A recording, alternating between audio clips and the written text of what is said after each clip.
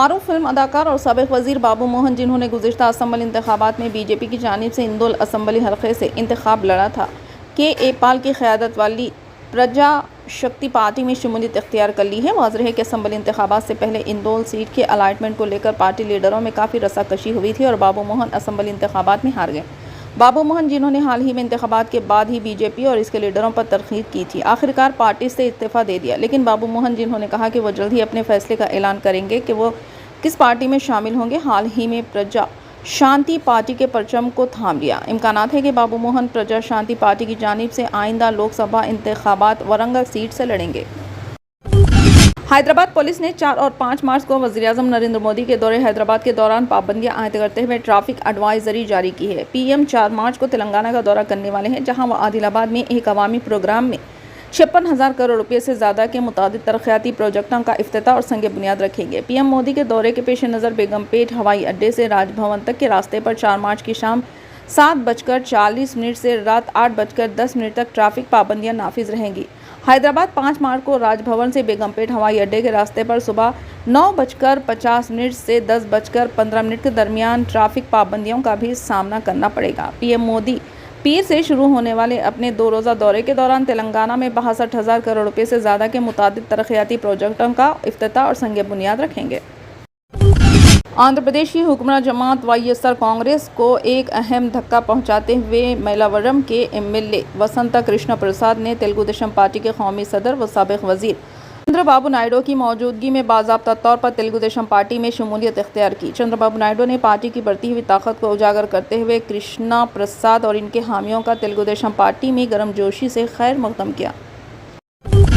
BJP ने जुमा को तेलंगाना से आइंदा लोकसभा इंतखाबात में हिस्सा लेने के लिए 9 उम्मीदवारों के नामों का ऐलान किया। पार्टी क़यादत ने 4 में से 3 मौजूदा मेंबरान असम्बली जी किशन रेड्डी सिकंदराबाद, बंडी संजय करीमनगर और धर्मापुरी अरविंद निज़ामाबाद को दोबारा नामजद किया है। साबिक एमएलए ईटेला राजेंद्र, जिन्होंने हाल ही में हुए इंतखाबात में हुजूराबाद और गजवेल असम्बली हलकों से नाकाम मुकाबला किया था, मलकाजगिरी से मैदान में उतरे थे। जहीराबाद के मौजूदा एमपी बीबी पाटिल, जिन्होंने जुमा को बीआरएस से इस्तीफ़ा दे दिया था, को वही सीट दी गई है, जबकि बीआरएस के साबिक एमपी पी रामुलू के बेटे पी भरत को नागर कर्नूल से टिकट दिया गया। साबिक मेंबरान पार्लियामेंट कुंडा विश्वेश्वर रेड्डी और बोरा नरसिम्हा गौड़ को बिलतरतीब चिवंडला और भुवनगिर से मैदान में उतारा गया। सुप्रीम कोर्ट ने नोट के बदले वोट मामले में एक बड़ा फैसला सुनाया है। अब अगर अरकान पार्लियामेंट ऐवान में तकरीर करने के लिए पैसे लेते हैं तो इनके खिलाफ मुकदमा चलाया जा सकता है, यानी अब उन्हें इस मामले में कानूनी इस्तिस्ना नहीं मिलेगा। सुप्रीम कोर्ट के आईनी बेंच ने अहम फैसला सुनाते हुए साबिक़ा फैसले को कालादम करार दे दिया। दरअसल सुप्रीम कोर्ट ने नरसिम्हा राव के 1998 के फैसले को पलट दिया। 1998 में 5 जजों पर मुश्तमिल आईनी बेंच ने 3.2 की अक्सरियत से फैसला दिया था कि इस मामले पर अवामी नुमाइंदों के खिलाफ मुकदमा नहीं चलाया जा सकता, लेकिन सुप्रीम कोर्ट के इस फैसले को पलटने की वजह से अब एमपी या एमएलए ऐवान में वोटिंग के लिए रिश्वत लेकर कार्रवाई से नहीं बच सकते। मुतफ़िक़ा तौर पर दिए गए एक अहम फैसले में सीजीआई की सरबराही वाली बेंच ने कहा है कि मुखन्ने के रुकन की तरफ से की गई बदउनवानी या रिश्वत अवामी ज़िंदगियों में सालिमियत को तबाह कर देती हैं। दौरान समात चीफ जस्टिस ने कहा कि हमने तनाज़े के तमाम पहलुओं पर आज़ादाना फ़ैसले किए हैं। क्या अरकान पार्लियामेंट को इससे मुस्तस्ना होना चाहिए?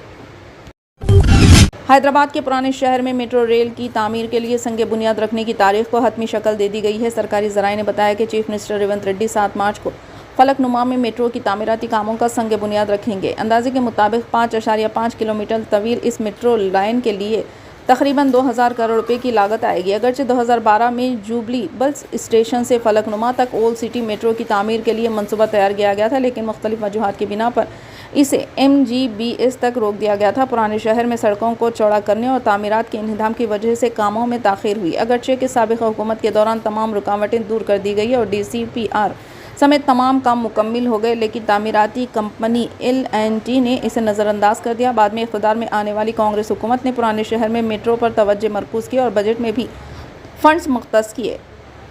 वाज़ेह है कि कुल हिंद मजलिस इत्तेहादुल मुस्लिमीन के सदर और रुकन पार्लियामेंट हैदराबाद बैरिस्टर असदुद्दीन ओवैसी और कायदे मुखन्निना मजलिस अकबरुद्दीन ओवैसी ने पुराने शहर में मेट्रो रेल की तामीर के लिए कई बार रियासती हुकूमत से नुमाइंदगी की थी और अब MIM कायदीन की काविशें नतीजा खैज साबित हो रही है।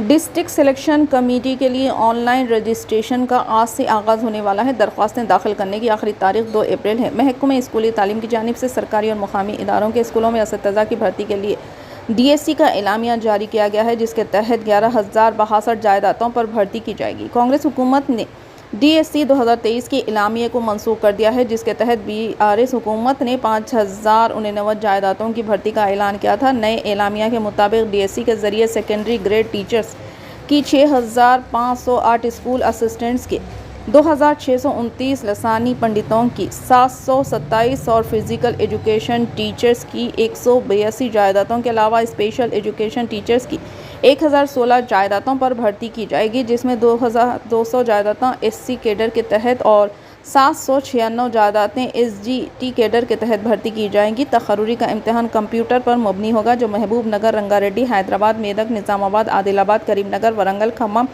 नलगुंडा और संगारेड्डी अजला में मुनक़िद किया जाएगा। उम्मीदवार दरख्वास्त फॉर्म दाखिल करते हुए अपने इम्तिहानी मराकिज़ का इंतखाब कर सकते हैं। ताहम मराकिज़ में उम्मीदवारों की तादाद के लिहाज से तरजीही बुनियाद पर उम्मीदवारों को मराकिज़ मुक़र्रर किए जाएंगे।